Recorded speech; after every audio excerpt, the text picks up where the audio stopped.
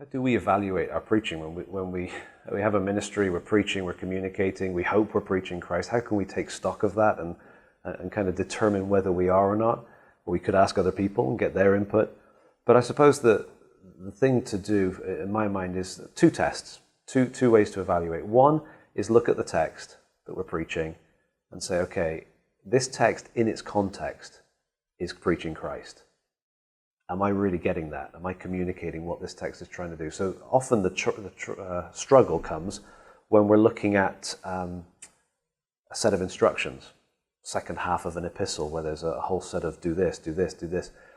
The problem is that we preached the first half a few weeks ago, and now we take that text and we preach it as it stands, and it feels just like a set of burdens and pressures on the listener. But in its context, it was written to be read in one go, to be heard in one go. In its context, it's the explanation of the response to the wonder of Christ. And so we can look at the text and say, now, does my message reflect the fullness of that? Or does my message kind of jump in and say, there are imperatives here, therefore I've preached imperatives? That may not be truly biblical preaching. We've got to make sure that the text is doing its work. And then just another second and simple test is to ask this question: when I finish my message, are people looking at themselves? Or are people looking at Christ?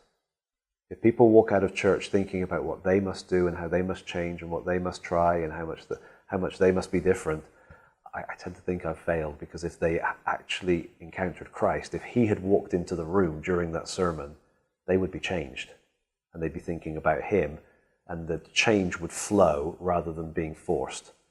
Now, he probably didn't walk into the room physically, typically, but if I've preached Christ, he has. It's a presentation of him, and that's where the change should come from. So I want people to be walking away from a sermon and saying, wow, isn't Jesus wonderful? Rather than, whew, now I've got to change. So which way the focus is, and also is the text being reflected in its fullness, not just in its narrow detail.